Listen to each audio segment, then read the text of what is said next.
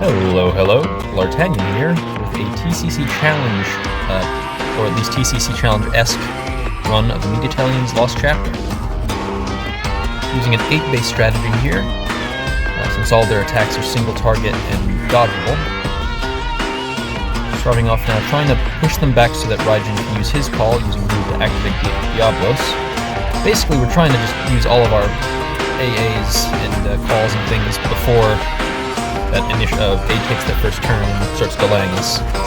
You'll see Balthier used all of his AAs, and Eight used 2 of his. Normally part of his kind of starting rotation is you need to use at least 2 to carry you over until his EX is charged. So I used both of them on his first turn, because I knew once they started delaying it was just going to be a huge pain. Raijin also helps, in addition to enchanting Ace for damage and Balthier for to avoid the range resist. Raijin also has the healthy gem you need to manage the open hand. One problem is he's very slow, and so a few times during this fight I try to kind of sneak in a skill 1 using its higher turn rate just to give the physical damage boost and kind of amp its damage a bit more. The side effect of that, which you'll see here, is that there'll be a few times when the Impero will actually fall off because Raijin's not fast enough to keep it on at all times, at least not against these bosses. He is if you don't try to get fancy and sneak skill 1s in like I did. Balthier's just kind of, standing there looking handsome, being his usual self, providing auras. Basically, a team of Serah and Krile with 8 probably would just work better. But given how both of those characters are seeing a fair amount of play according to the Dissidia info chart, and I wanted to make this kind of a TCC challenge-esque thing, I figured I'd go with a couple more offbeat options here. I think this might be the first Raijin one I've seen in a hot minute. He's definitely been an MVP ever since Lufenia showed up, but kind of fallen to the wayside since Krile came out, because she basically does a lot of what he offers, but better in terms of amping damage. He heals, but she batteries. He has on-demand paralysis. She has these traps, and she has that weakness damage up, which is usually quite powerful.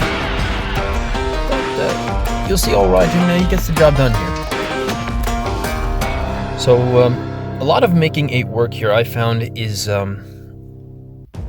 pacing your locks. The LD lock. Because I think if you just maintain 100% uptime with it, you're going to run into situations toward the end of the fight where you may be relying on RNG for the hits. So what I figure is, I'll let that RNG play out earlier in the fight. So here, the locks are run out on B and will run out on A soon.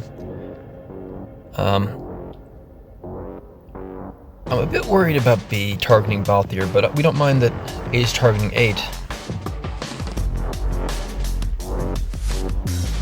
And you'll see the Impero's about to fall off again because my insistence on using fists when it didn't need to. But I'm not going to reapply the lock with 8 yet. I want to save that for a bit later in the fight once they get faster and more dangerous and more likely to have their turns stack up in a dangerous way. So now we have an awkward situation. But Raijin's able to shave him down. A little trick to using Raijin is that his EX applies the Imperil after the hits, so ideally you want to use it before the Imperil falls off to get the weakness damage on the EX, because it's actually pretty hard hitting when hitting weakness. That 100% splash. You see here, since they were both targeting Raijin, I figured, okay, now is as good a time as any to start, or to reapply the lock and get the counter rolling again. My general rule of thumb here is, whenever I can get a free counter chain off without needing the lock in place, I'm going to play it a bit dangerously and let them take the turn without reapplying the lock.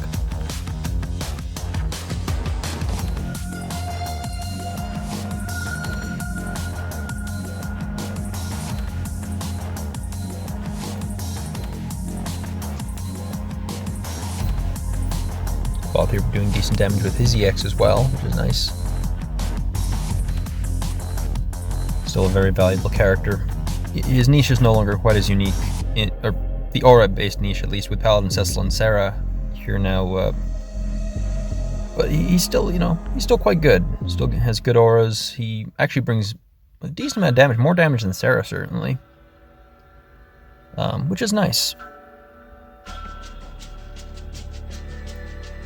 So the trick with these guys is after their all attack, they always go into this big, brave gaining mode to try to kill someone. And other than that, the only dangerous thing they do is they'll hit someone real hard if they happen to have a lot of brave from, breaking or something like that. Beyond that, they're just annoying. They have, debuffs and delays and stuff. You'll see here I am hitting B with Raijin's EX because since B was already broken, I wanted that extra critical damage. If I hit A with it, it would have shaved him, but I would have gotten less HP damage because it wouldn't have been dealing critical. And I knew, we're just going to get a dodge anyway, so why not? It's going to be 100% splash.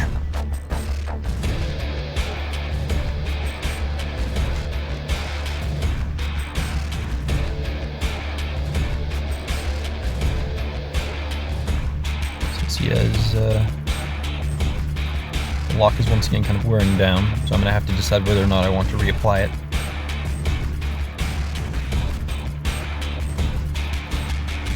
So, let's see here. Where does A target? A targets Balthier, which is not great. I really would have liked it better if he targeted someone else, but they're not going to give us a chance to figure out what we want to do to get that turn jump.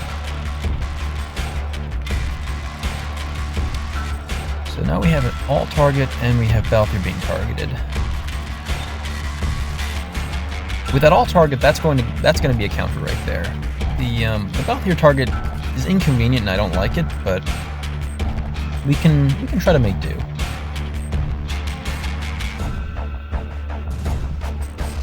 So another thing with that alt attack, if it breaks, it delays. Something I noticed throughout the course of the fight. Happily, it's not a humongous thing, but at this point, the EX is up and I would like to use it, but realistically at this point I do need to reapply that lock. Both targeting Raijin and not quite sure when when 8's next turn is going to be. This means I only have one LD use left, which makes me a little bit nervous.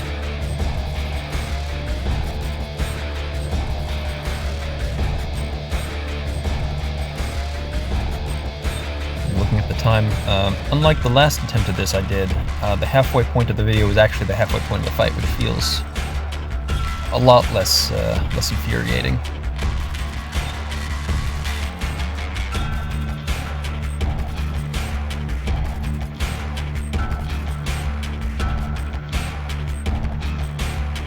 So in terms of playing it, beyond this, you want to keep an eye on his buffs. Because his Lightspeed Jab applies a very potent defense down, so if you have an opportunity to use Lightspeed Jab, that's probably going to lead to a slightly higher damage boost.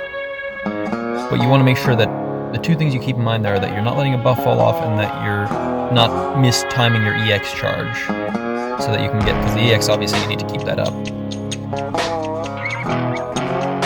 Now, push them both below 49%, which always triggers another Brave Charge in case, and often a target change. So it's a good thing that we made sure the lock was applied at this time. Here,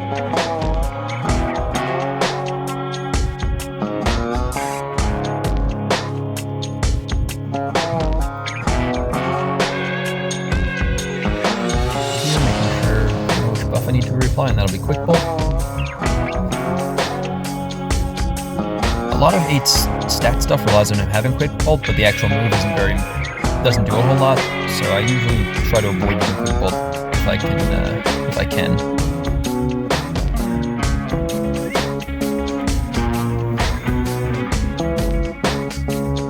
Once again, since I know that 8's in no danger of being hit, we're going to hit for that critical damage on B in order to get the most out of Raijin's EX.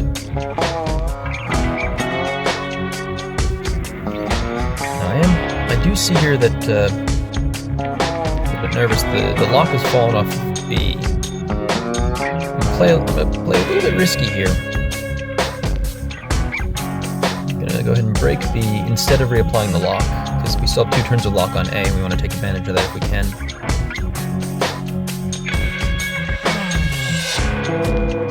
We We also ideally would want Emperor coming in and doing his thing before using 8's last lock, so 8 can seal the fight.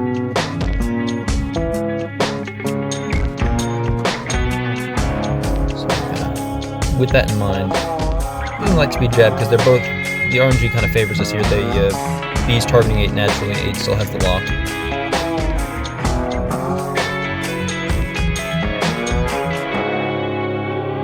Now, I ran this fight a few times with this team yesterday and kept falling short around the 20% mark because I was using Jack Call and Balthier for that, that sweet Jack Call damage. And what I found was in the brief window between the summon and like the 1 or 2 turns Emperor has before 8 returns,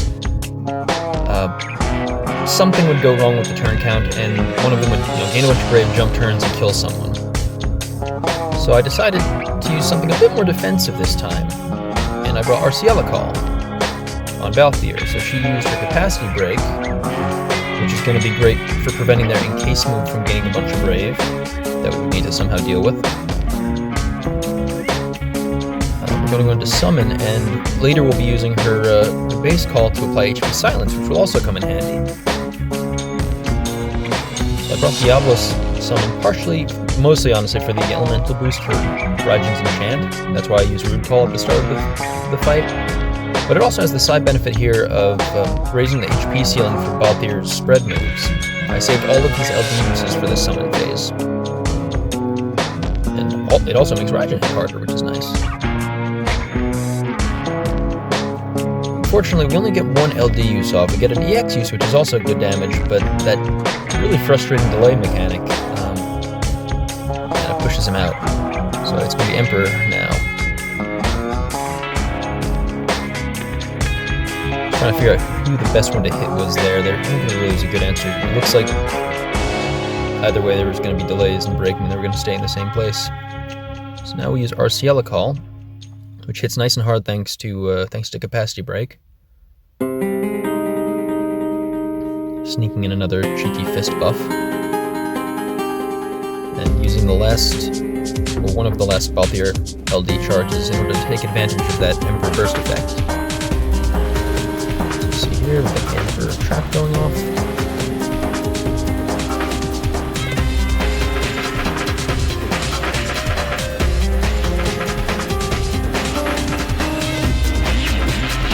We're going to be doing a bit of a debuff dance toward the end here, because we'd like to take advantage of Emperor's traps, but we also want to make sure that 8's lock stays on, and that there's room for 8's lock, and more importantly for Raijin's in peril. 8th lock, it's a frame buff, it's not going anywhere. Raijin's in peril is unframed, and so we don't want that falling off if we can avoid it. It's the last of Balthier's LD charges there.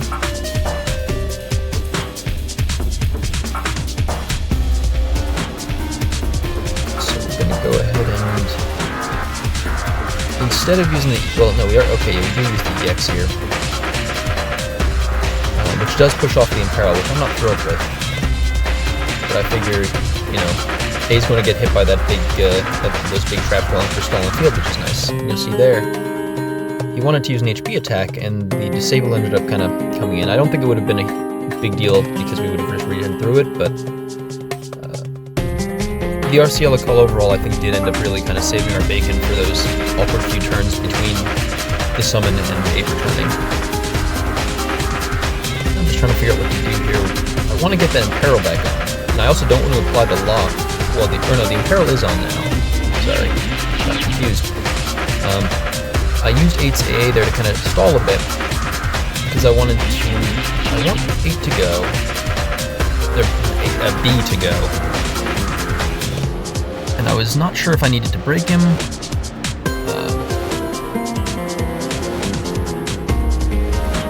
Yeah, the traps are going to go off. They're going to be very impressive. Watch these fireworks.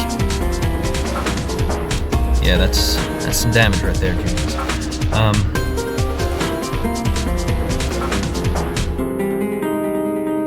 So I still need to reapply 8's lock. That was what I was debating a second ago, was do I want to put on 8's lock? And the answer was no, I didn't, because it would push off the Imperil while the traps were still up there. But but I was nervous about them doing something really mean, like they had broken everyone and killed someone, so luckily we were able to kind of navigate that situation.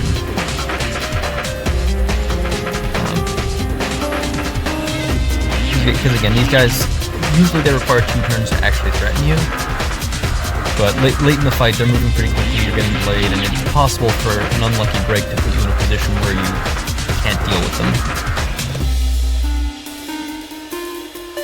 Pretty close though. At this point, the fight's basically locked out, and that's because they're locked on 8. The last 4% is not going to be too much of a challenge to get through with 4 turns of lock on them. Yeah, you can see took a surprising number of tries to get this right, specifically because of that Jack call and while 8 was out situation, and changing to Arciela really made a world of difference. Sometimes that little tweak is all you need to make something like this work. It's cool to see such old characters as Raijin and 8 still putting in good contributions to the team.